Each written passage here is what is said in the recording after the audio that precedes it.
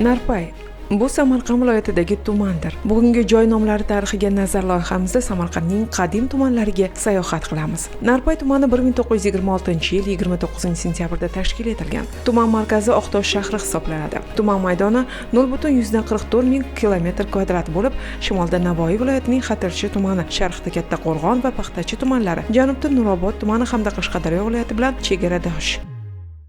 Narpay so'zi bo'yicha toponimning kelib chiqishi to'g'risida quyidagi taxmin ko'rinishdagi mulohazalar bor. Dehqonchilik rivojlangan hududda ekin maydonlaridagi ekin qatori va kichik maydonlarni paykal deb atash hollari bor. Toponim naridagi paykal birikmasidan shakllangan.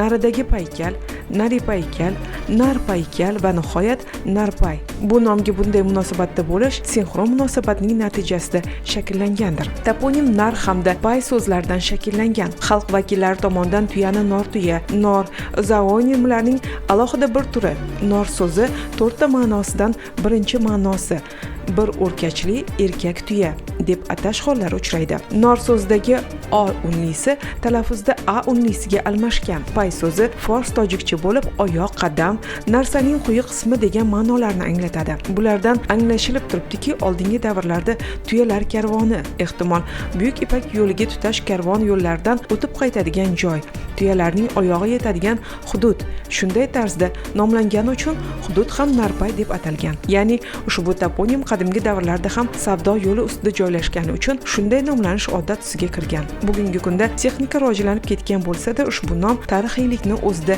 ifodalagani uchun xalq vakillari uni toponimlar tizimida saqlab qolishgan.